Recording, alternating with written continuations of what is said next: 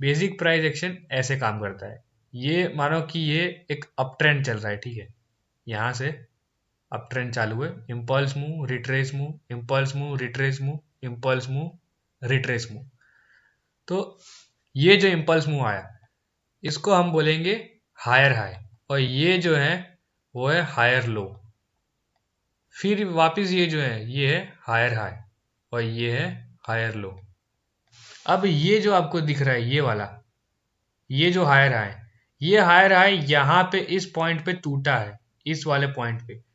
तो यहाँ से जैसे तोड़ा है उसको हम ब्रेक ऑफ स्ट्रक्चर भी बोल सकते हैं, कि यहाँ पे स्ट्रक्चर का ब्रेक हुआ, ये वाला जो स्ट्रक्चर है इसका यहाँ पे ब्रेक हुआ है, तो हम इसको ब्रेक ऑफ स्ट्रक्चर भी बोल सकते हैं, ठीक है। Again higher high, higher low, then ये वाला जो हायर है ये टूटा है, तो इसको हम बोलेंगे कि ब्रेक ऑफ स्ट्रक्चर, ठीक है।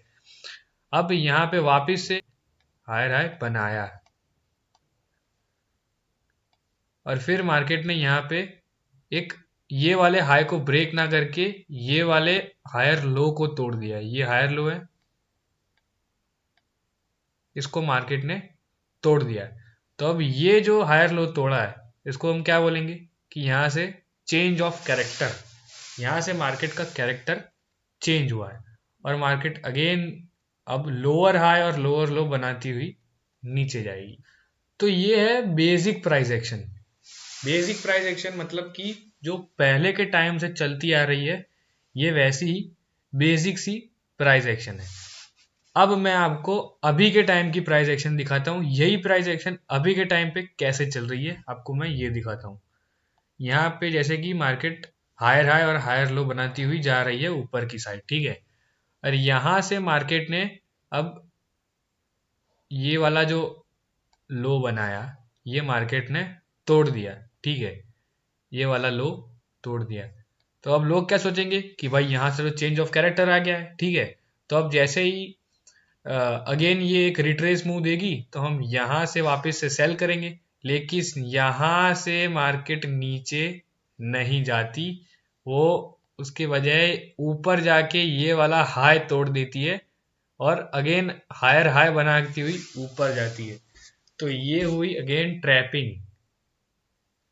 सिंपल प्राइस एक्शन के अंदर भी अब ट्रैपिंग होती है ऐसी, और ये वाली ट्रैपिंग में जो फंसा, जो कि बहुत सारे लोग फंसते हैं, रोज बहुत सारे लोग फंसते हैं, ये सिंपल प्राइस एक्शन के अंदर भी ऐसी ट्रैपिंग होती है और बहुत ही बुरी तरीके से होती है।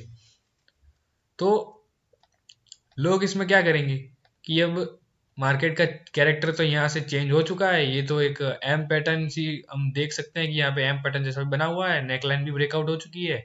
तो यहाँ पे लोग जैसे ही रिट्रेस मूव आएगा कि वो यहाँ पे यहाँ से स्टॉप लॉस लगाएंगे, और यहाँ से यहाँ तक का या फिर यहाँ तक का टारगेट रख देंगे। लेकिन जैसे ही वो यहाँ पे स्टॉप लॉस लगा के में एंटर होंगे कि मार्केट यहाँ से रिवर्स करके उनका स्टॉप लॉस उड़ा देगा और वापस से ऊपर चला जाएगा। जैसे कि आप लोग ये देख सकते हो कि ये अभी अभी का चार्ट है 21 जनवरी का, ठीक है। तो 21 जनवरी का ये चार्ट है, और आप देख सकते हो यहाँ पे एक एम पैटर्न फॉर्म हुई है, कि ये यहाँ से एम पैटर्न यहाँ से स्टार्ट नहीं हुई, क्योंकि यहाँ पे उसके पहले एक रिट्रेस मूव आया था, यहाँ पे थोड़ा कंसोलिडेशन हुआ था ये वाले पॉइंट पे, ये ऊपर गया, देन ये रेजिस्टेंस बनाया, देन ये नीचे नेकलाइन बनाई, देन अगेन जो ऊपर गया है, ठीक है। मान लो यहाँ का ये जो ये वाला पोर्शन अभी बना ही नहीं है, आप लाइव मार्केट में हो अभी, और ये वाला पार्ट जो है वो अभी बना नहीं है, यहाँ पे यहाँ तक की बना है। तो यहाँ पे क्या हुआ है कि ये वाली कैंडल देखो आप क्लियर, कि यहाँ से लोग ऐसा समझेंगे कि भाई अभी भी बायर्स पावरफुल है। ये वाली कैंडल को देखो, इसकी कैंडल, इसकी जो विक है, ये वाली कैंडल की विक है इतनी बड़ी है कि यहाँ से बाइंग प्रेशर लोगों को दिख रहा है कि यहाँ से बाइंग प्रेशर है, ठीक है। तो वो यहाँ पे ऊपर की साइड का ट्रेड लेंगे, क्योंकि यहाँ पे अप ट्रेंड चल रहा है। लेकिन हमको क्या करना है कि ट्रेड यहाँ पे कभी भी मार्केट जब कोई रेजिस्टेंस जोन पे आए या फिर कोई सपोर्ट जोन पे आए तो एंट्री नहीं लेनी है, जस्ट ऑब्जर्व करना है कि मार्केट रिएक्ट क्या कर रहा है, कौन सी डायरेक्शन में अब जाएगा ये देखना है, तुरंत ही एंट्री नहीं ले लेनी है। मार्केट में 75% लोग तुरंत ही एंट्री ले लेते हैं, जैसे ही सपोर्ट दिखे वहां से बाय कर लेंगे, रेजिस्टेंस मिले वहां से सेल कर देंगे, लेकिन हमको तुरंत एंट्री नहीं लेनी है। मार्केट रिएक्ट कैसे कर रहा है सपोर्ट और रेजिस्टेंस पे, क्या वो सपोर्ट ले रहा है या फिर सपोर्ट ब्रेक कर रहा है, क्या वो रेजिस्टेंस ले रहा है या फिर रेजिस्टेंस को तोड़ रहा है, हमको ये चीज ऑब्जर्व करनी है, तुरंत ही एंट्री नहीं लेनी है। लेकिन 75% लोग मार्केट में तुरंत एंट्री लेते हैं। और आप क्लियरली देखो कि ये वाली जो कैंडल बनी है इन्वर्टेड हैमर, इसमें जितने भी 75% ने एंट्री ली है वो सारे हो चुके हैं ट्रैप, बहुत ही बुरी तरीके से। क्यों, वो मैं आपको समझाता हूँ।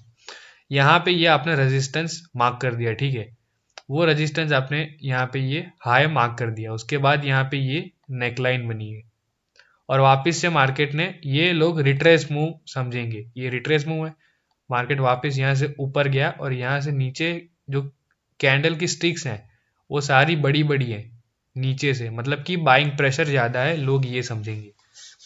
और ये वाला रेजिस्टेंस जो है उसके नज़दीक आके ये ग्रीन में ही क्लोज हो गई है और अच्छी कैंडल बनाई है, तो लोग यहाँ पे क्या करेंगे कि भाई अब तो ऊपर की साइड ब्रेकआउट आने वाला है, तो वो ब्रेकआउट समझ के ऊपर की तरफ ट्रेड प्लेस कर देंगे। और ये वाली कैंडल जो मैंने बताई जिसकी विक लंबी है, यहाँ का स्टॉप लॉस रख के, छोटा सा स्टॉप लॉस रख के, या फिर कई कई लोग तो यहाँ पे स्टॉप लॉस रख के और ऊपर का ट्रेड लेंगे, जैसे ही ऊपर का ट्रेड लेंगे मार्केट सीधा नीचे, खत्म, स्टॉप लॉस उड़ जाएगा, वहां से वापस थोड़ा ऊपर जाके यहाँ से ये वाला स्टॉप लॉस भी उड़ जाएगा। तो ऐसे ट्रैपिंग होती है। मैंने आपको जो बताया, जो सिंपल जो एम पैटर्न है, अब ये बहुत जगह पे नहीं देखने को मिलती है, लेकिन बहुत ही रेयर देखने को मिलती है पॉइंट पे। और भी एक एग्जांपल है, जैसे कि मैंने आपको बताया कि ऐसे भी वो जा सकता है, यहाँ तक आएगा ही नहीं, कई लोग यहाँ मान के बैठे होंगे कि जब यहाँ आएगा तब हम सेल करेंगे, तो यहाँ से कई लोगों ने बाय किया होता है, यहाँ पे कई लोग स्कैल्प करेंगे कि भाई यहाँ से यहाँ तक जाएगा, मैं इतना टारगेट रखूंगा और यहाँ से फिर एग्जिट कर दूंगा। लेकिन कई बार ये वाली एम पैटर्न फॉर्म हो जाती है जिससे कि वो यहाँ पे बाय करेंगे, इतना ही मार्केट जाएगा और तुरंत गिर जाएगा, और यहाँ पे स्टॉप लॉस रखा होगा तो स्टॉप लॉस उनका हंट हो जाएगा। तो जो नई प्राइस एक्शन है, पुरानी है वो आप सब भूल जाओ, वो तो आपको समझ में आती होगी, लेकिन पुरानी प्राइस एक्शन जो आप उसके हिसाब से अगर आपने कोई स्ट्रेटजी बनाई है और वो स्ट्रेटजी फेल हो रही है तो उसका कारण ये हो सकता है। और इसको दूसरी भाषा में, अभी के मॉडर्न जो भाषा है उसमें हम बोल सकते हैं कि लिक्विडिटी जो है, ये लिक्विडिटी जो स्वीप होती है वो ऐसे स्वीप होती है। लिक्विडिटी के भी ऊपर मैं एक वीडियो बनाऊंगा, लेकिन देखो एक वीडियो में तो ये सारी चीज़ें मैं समझा नहीं सकता हूँ, तो मैंने यहाँ पे एक दो प्राइस एक्शन है जो समझाई है।